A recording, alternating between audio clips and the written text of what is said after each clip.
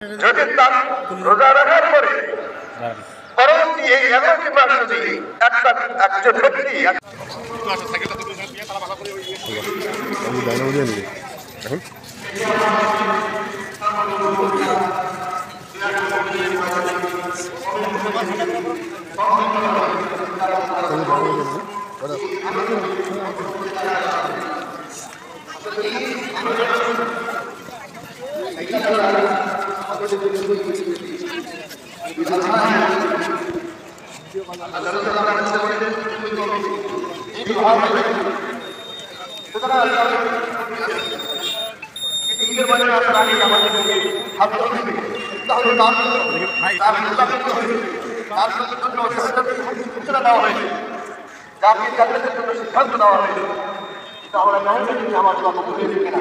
আমার সালাম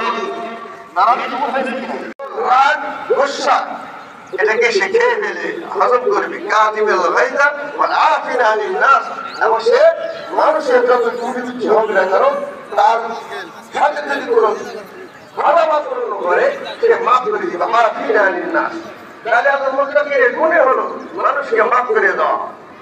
আল্লাহ তাআলা আজকে মাফের দিনও সেটাই বলেন। রাসূল সাল্লাল্লাহু আলাইহি ওয়াসাল্লাম বলেন উখরুজু ইলা রাব্বিল কারীম। হে রোজা দিনাজপুরের সম্মানিত পুলিশ সুপার মহোদয় জনাব মোহাম্মদ মারফাত হোসেন।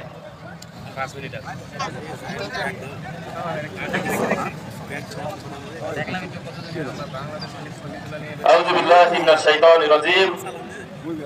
বিসমিল্লাহির রহমানির রহিম। বাংলাদেশের ঐতিহ্যবাহী ঈদগাহ ময়দান, গৌরে শহীদ ঈদগাহ ময়দান দিনাজপুর, এই ময়দানে উপস্থিত মুসল্লিবৃন্দ সবাইকে আমার কথা শেষ করছি। আসসালামু আলাইকুম ওয়া রাহমাতুল্লাহ। সম্মানিত মুসল্লিবৃন্দ, এবার ঈদুল ফিতরের শুভেচ্ছা জানাবেন দিনাজপুরের সম্মানিত জেলা প্রশাসক মহোদয় জনাব রফিকুল ইসলাম, জনাব মোহাম্মদ রফিকুল ইসলাম।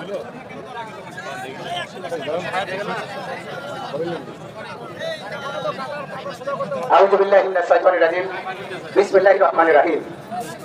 দিনাজপুর জেলার ঐতিহ্যবাহী গৌরে শহীদ ময়দানে সমবেত ধর্মপ্রাণ মুসলিমগণ, আসসালামু আলাইকুম। আলহামদুলিল্লাহ, এক মাস দীর্ঘ সিয়াম সাধনার পর মহান আল্লাহ তাআলার অশেষ রহমতে আজ আমরা এই ঐতিহ্যবাহী ময়দানে ঈদের নামাজ আদায় করার জন্য সমবেত হতে পেরেছি।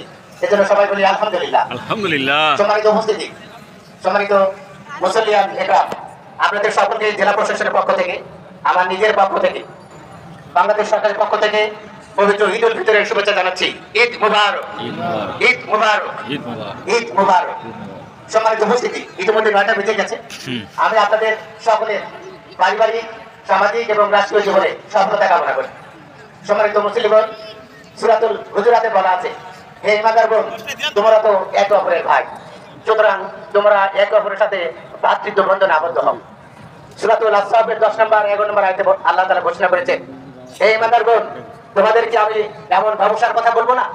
সুতরাং আমি আপনাদেরকে অনুরোধ করবো, সূরা লুকমানে হযরত লুকমান আলাইহিস সালাম তার সন্তানদের যে নির্দেশনা দিয়েছেন, সেই নির্দেশনাগুলো আমরা আমাদের ছেলে মেয়েদের, আমাদের পরিবারের জন্য ছড়িয়ে দিতে পারি। সম্মানিত উপস্থিতি, আমরা জানি হযরত মুহাম্মদ সাল্লাল্লাহু আলাইহি ওয়াসাল্লাম বলেছেন, দেশপ্রেম ঈমানের অঙ্গ, দেশপ্রেম ঈমানের অঙ্গ। সুতরাং দেশের প্রচলিত বিধিবিধান, আইন, হরকাদেশ অনুযায়ী জীবনযাপন করা, মান্য করা, তাই হলো ঈমান বৃদ্ধির অন্যতম একটি গুরুত্বপূর্ণ উপাদান। আমরা এখানে অত্যন্ত আনন্দিত, এই ঐতিহ্যবাহী গৌরে শহীদ ময়দানে এখানে লাখো মুসল্লি জমায়েত হয়েছে। আল্লাহ তাআলা আমাদের এই দীর্ঘ সিয়াম সাধনা আমাদের কবুল করে নেবেন এবং আমাদের অন্যান্য দান খয়রাত আল্লাহ তাআলা আমাদের কবুল করবেন, সেই আশা ব্যক্ত করছি। এই ময়দানের জন্য যারা কাজ করেছেন, জেলা প্রশাসন থেকে শুরু করে পৌরসভা, পুলিশ বিভাগ এবং আমার অন্যান্য সহকর্মীবৃন্দ, এলাকার গণ্যমান্য ব্যক্তিবর্গ, তাদের সকলকে আন্তরিক ধন্যবাদ জানাচ্ছি। আমাদের এখানে 5 জন সম্মানিত ইমাম এতক্ষণ বয়ান করেছেন। আমরা যেন মহানবী সাল্লাল্লাহু আলাইহি ওয়াসাল্লামের বিদায় হজের সেই ভাষণ, তিনি বলেছিলেন যে তোমরা দুটি জিনিস আঁকড়ে ধরবে, আমরা যেন সেই দুটি জিনিস আঁকড়ে ধরতে পারি, অর্থাৎ আল্লাহ তাআলার মহান বাণী কোরআন শরীফ এবং হযরত মুহাম্মদ সাল্লাল্লাহু আলাইহি ওয়াসাল্লামের সুন্নাহ। আমরা সেই মোতাবেক জীবন যাপন করবো। আপনারা সবাই ভালো থাকবেন, আমি আপনাদের কাছে অনুরোধ জানাবো বক্তব্য দেওয়া বড় ভালো। ঈদের মধ্যে আমরা যেন নিরাপদ সড়ক আইন মেনে আমরা যেন নিরাপদে যানবাহন চলাচল করতে পারি। ও, দাঁড়াই গেলেন? এই আনন্দের মধ্যে যেন শেষ করে দিলেন বক্তব্য? বেদনার কোনো পরিস্থিতি তৈরি না হয়, এই জন্য আপনারা সবাই সচেতন থাকবেন। আপনাদের সবাইকে আবার জেলা প্রশাসনের পক্ষ থেকে ঈদের শুভেচ্ছা জানিয়ে আমি আমার কথা শেষ করছি। সবাই ভালো থাকবেন। আল্লাহ হাফেজ। ঈদ মোবারক, ঈদ মোবারক, ঈদ মোবারক। দাঁড়ান, আর আর নাই কেউ নাই। সিরিয়াল নাই। দাঁড়া কেন বসে আছিস কি জন্য?